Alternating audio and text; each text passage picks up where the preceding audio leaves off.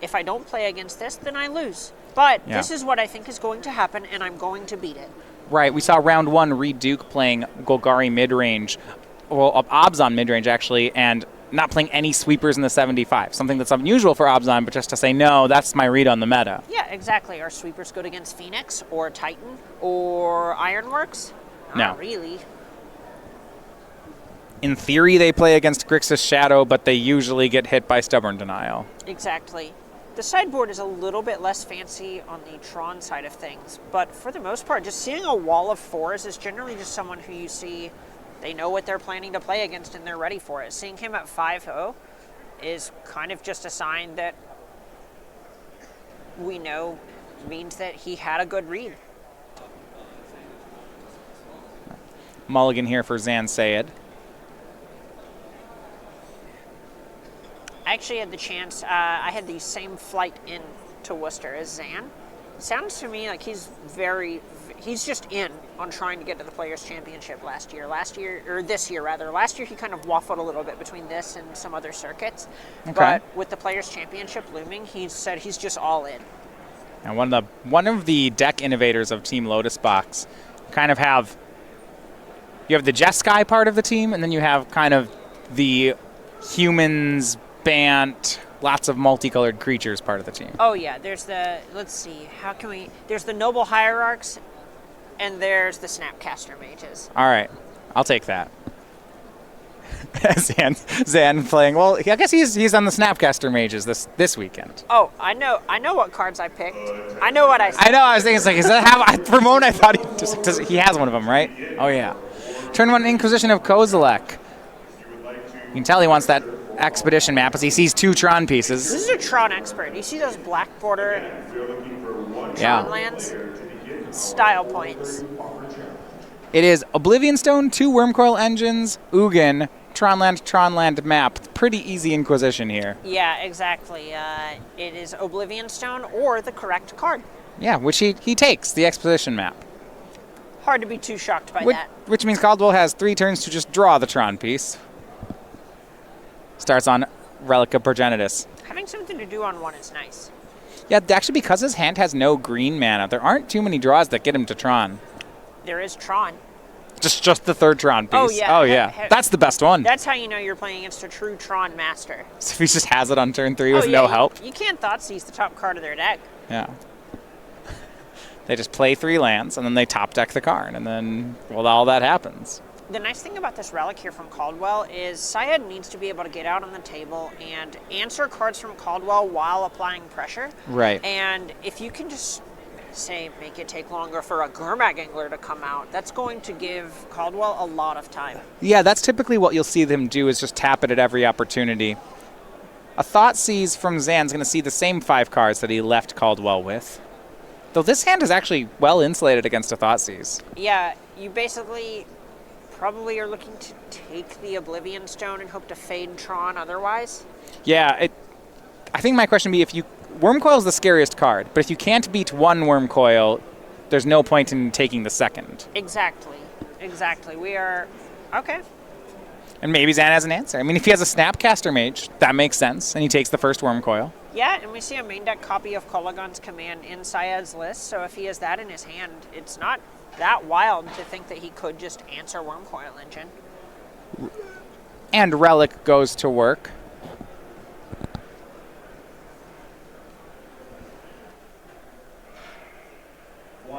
Legacy players and 230 Modern. And Chromatic Star from Caldwell, that was his draw. Leaves up a mana, though, for Relic of Progenitus. That's that green source we were missing. Yeah. Inquisition of Kozilek, 3rd discard spell from Zan. Takes the O-Stone. That could be the other reason that we saw Thoughtseize take a Wormcoil is we have all these hand disruption spells and want to make sure we have things to hit with them. Yeah, and if he has Ugin covered by Stubborn Denial, all this makes sense. I do know against Grixis Shadow, a resolved Ugin, if it somehow happens, is pretty unbeatable. You'd think so. Gurmag Angler has a lot of converted mana cost, you see. If it's on the table, it could be okay. A big fish. And Star finds green mana, finds Ancient Stirrings. Forest Expedition map.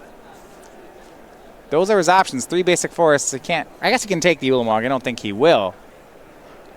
And he actually takes the basic forest. He could have had the third Tron piece here. Yeah, so the thought here is you don't want to take down your relic mana, and it looks like Caldwell's kind of on the plan of just playing one land at a time anyway. If Syed's not putting him under any kind of pressure, you can just play one land a turn. It'll be fine. Plays Chromatic Sphere for the turn. And that does seem to be it. I mean, there is no pressure on Grixis' side just yet. Zan has cast 3 discard spells this game. And yeah, he's just passing the turn. Perhaps being kept off a Gurmag Angler by that relic. Caldwell gonna go digging some more. Filters that through that green mana. Finds. Close. Close. It's a land. It's a Tron piece he already has. Close. It's the wrong 2. It's another power plant. Or another mine. I think it's another mine. He still needs the power plant. Right. And the longer this goes for the Tron deck, the better things get, because eventually it just feels like you're kind of flipping coins to be like, well, how unlikely is it that he doesn't find the land he needs? I mean, Gregory already has land 5 in hand, and he has a Worm Coil. This isn't very far off.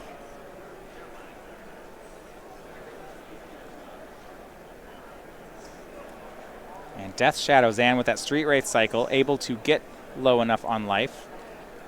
Down to 11. It's a 2-2 Shadow. He can make it a 5-5 Shadow with that Polluted Delta. It's a start. We're not excited about it, but it is a start. Chromatic Sphere, the pickup for Caldwell. He's looking to have that Worm Coil engine in 2 turns, so he'll start by cycling mana through the sphere. If we get lucky here, there are a couple of different things that could just put us to Worm Coil this turn. See what he picked up. It's an Oblivion Stone. That's a nice hit. Yeah, and is he willing to take down the relic mana for it?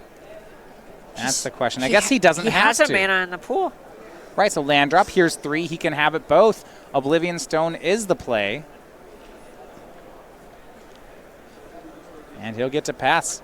If Syed has a Stubborn Denial in response to this, he could grow the Shadow to big enough to make it more than a Force Spike.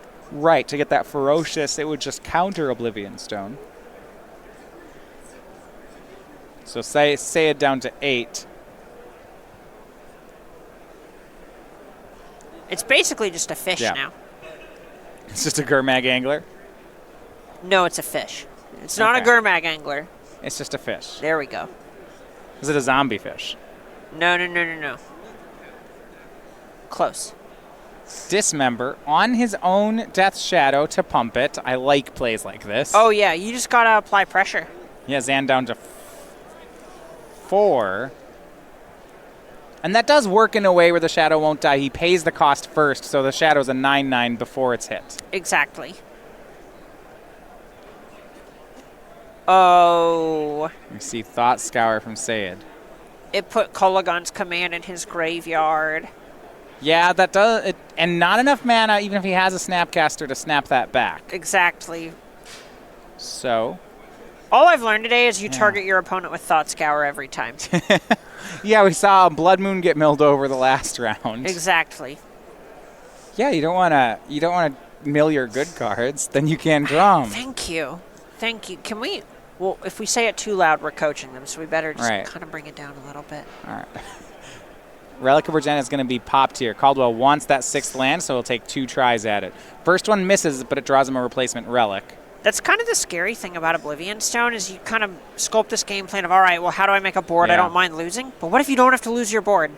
Caldwell does not hit the land. Chromatic Star was his draw, and with him at 11, he's not going to waste too much time here. Just leaves up the 5 mana for the Oblivion Stone. It's a swing, boom, a pop. Do you think there's any interest on Caldwell's side of actually just taking this damage and waiting to see if Zan can pump it 2 more? Or is that too scary? Probably not. That's a little bit scary, especially against the deck that has things like Snapcaster. It could be that Syed has Lightning Bolt in his deck. Some of the lists waffle a little bit on that one. It looks like Syed has 2 this weekend. Going to 3 is a spoopy number. So Syed Fatal pushes his own Death Shadow. I guess that's just to build up for Delve? Yeah, I believe Syed has an Angler in his hand that he's trying to build towards. And it's, it's not pretty, but you do what you got to do sometimes. And speaking of things that are not pretty, Caldwell had to play Chromatic Star and filter through it, so he draws a Tron piece here. It's a third Urza's Mine. He still doesn't have the mana for Wormcoil Engine. But he does have this Relic of Progenitus. How demoralizing is it to push your own shadow to build up the graveyard and your opponent just go, Relic.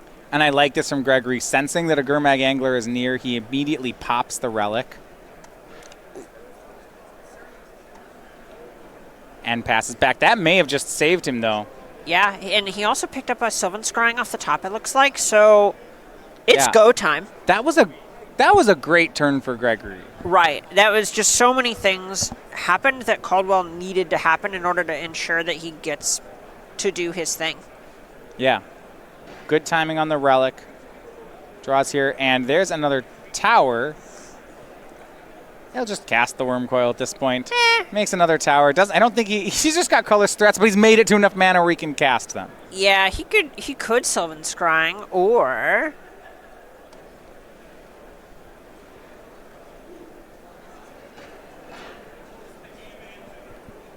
and a fetch here from Zan down to 3.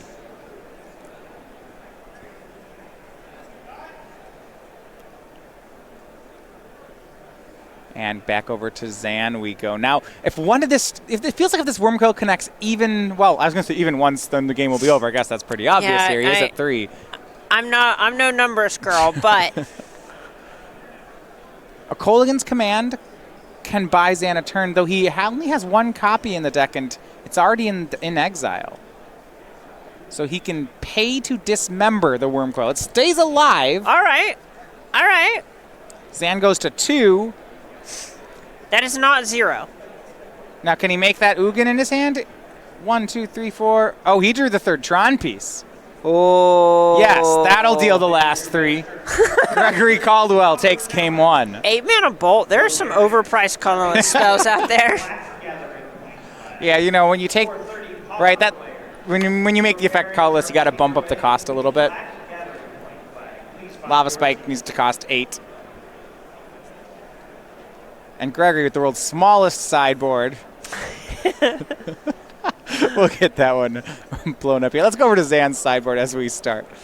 2 Collective Brutality, 2 Disdainful Stroke, Liliana of the Veil, a 2nd Kolaghan's Command, a Liliana Last Hope, 3 Surgical Extraction, 2 Ceremonious Rejection, a Braid, Stubborn Denial, and 2 Grim Lavamancer. A lot of good cards, actually. Yeah, we are going to see a lot of things that we're interested in bringing into the main deck from here. These Disdainful Strokes, obviously very nice. Right. Surgical Extraction, very good against the pile of big colorless things deck. Kolaghan's Command gives him some more outs to Wormcoil Engine, things that can force Caldwell's hand on an Oblivion Stone. You said Surgical Extraction good here? Or do you mean Ceremonious Rejection? Ceremonious Rejection. I apologize. Okay.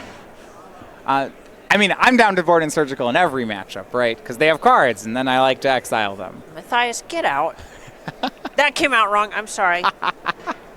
Oh, wait, no, actually, yeah, no, go ahead. Get out. All right. Stubborn Denial. It counters some of the finishers, but not others. How do you feel on it?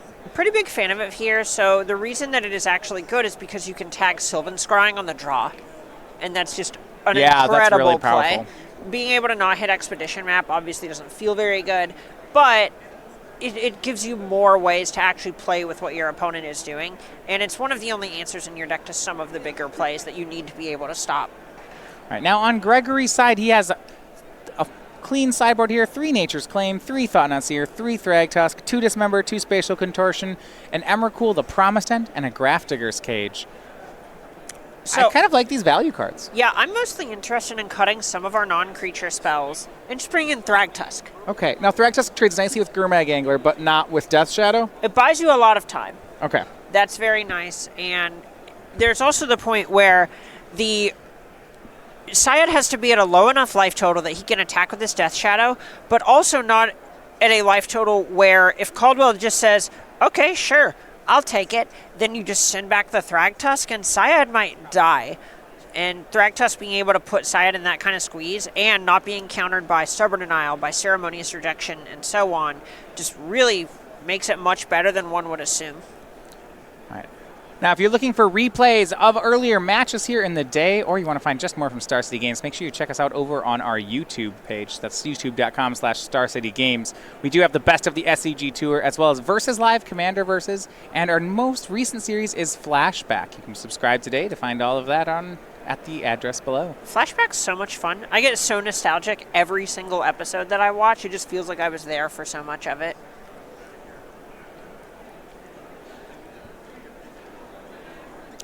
Winner here to move to 6-0. It's that 7th win. That's the ticket to day 2. So with 4 rounds to play, each of these players looking for 2 wins.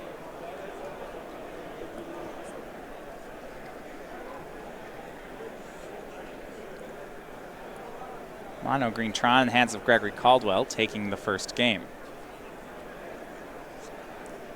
Being on the play is basically the most important thing for answering these expedition maps. You can stubborn deny them. That helps. Exactly, and if Syed ends up bringing in a Braid, as one would assume against this pile of artifacts thing, you even have the ability to blow up Expedition map before Caldwell gets a chance to crack it. And the unsung hero last game was really that Relic of Progenitus that we saw on the first turn from Gregory Caldwell.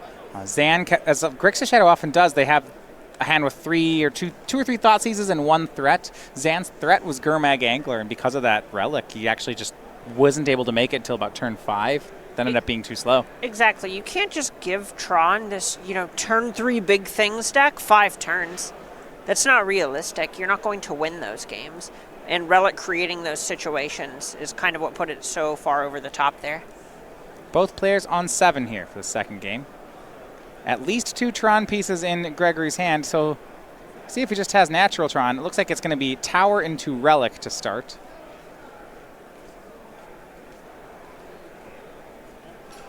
Whether that will earn a counter spell out of Zan, we'll see here. It's a fetch shock, but that doesn't mean he's casting a card. No, see the thing about Shadow, that's one of the things where you might not know what your opponent's playing against, but when they go instep, fetch shock, my turn, you're just like, oh, so that's what we're doing. Okay.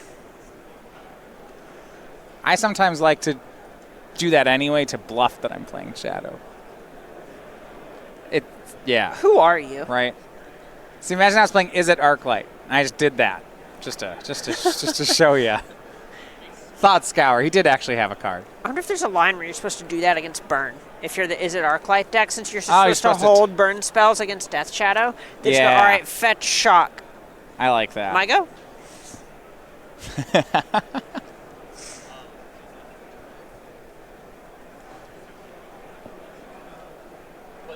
I like the next level bluffs. And I wonder whether Gregory has natural Tron. So his hand had an expedition map, but he chose to lead on Relic instead.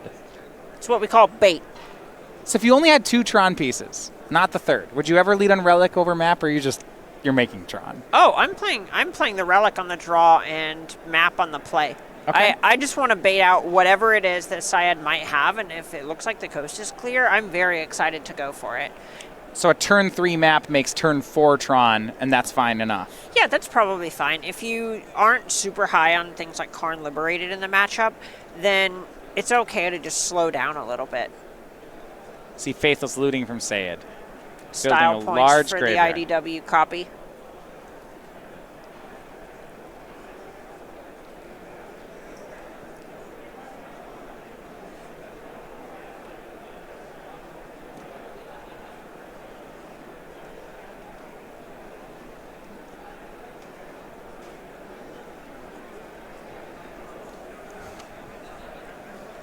Zan's still looking for that first threat. That was what eluded him last game. And here it really is just one of the things, like when you cast a Brainstorm early in Legacy, how you just have to tank. Yeah. Easily the longest turn I've ever taken on coverage was on a Brainstorm. And Faithless Looting isn't that different in a deck with as many modal spells as Death Shadow.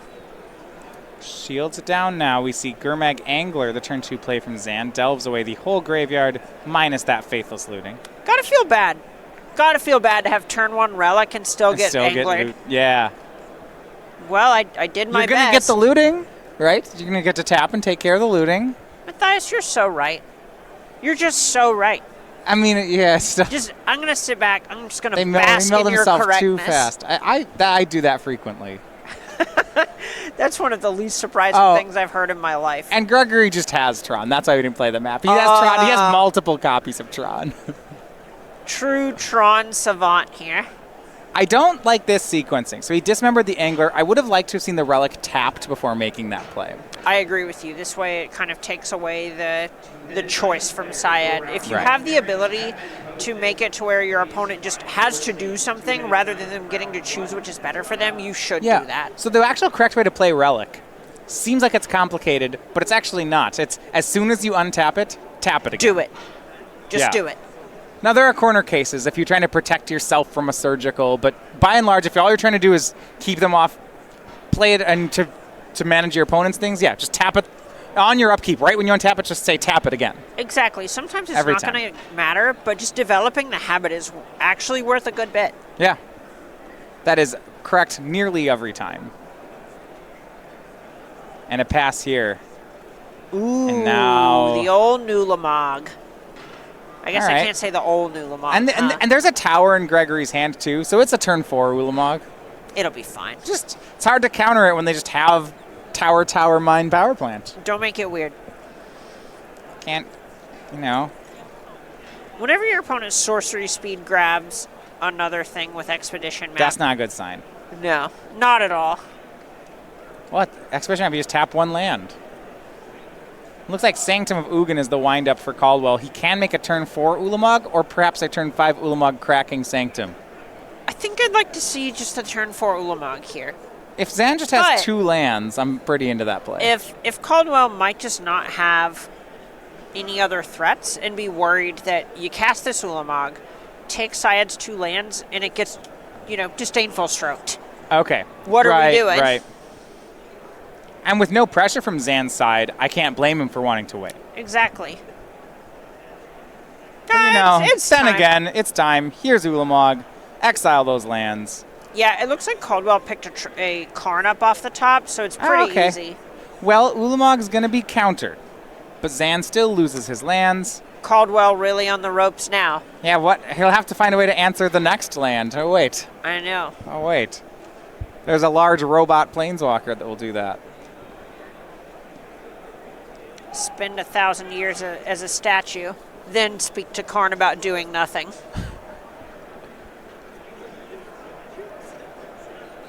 Zan going to try to rebuild here. I mean, a But- land is the start. Yeah, he's playing to windows where he's hoping that Gregory's hand will miss on certain things. Did Thoughtscour mill Zan's other lands earlier? Oh no, this fails to find. I'm not confident he has another blue source. Well, that's no good. I mean, the consolation is that there's, Karn was going to take care of this anyway, but... Is that consolation? All right, here's Death Shadow. Zan is at... It's a 4/4. Zan's at 9.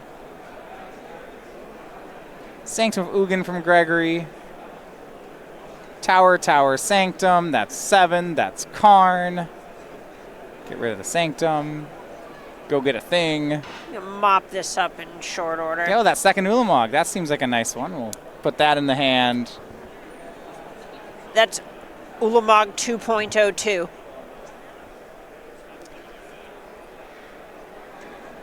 And Zan's going to extend the hand. It is Gregory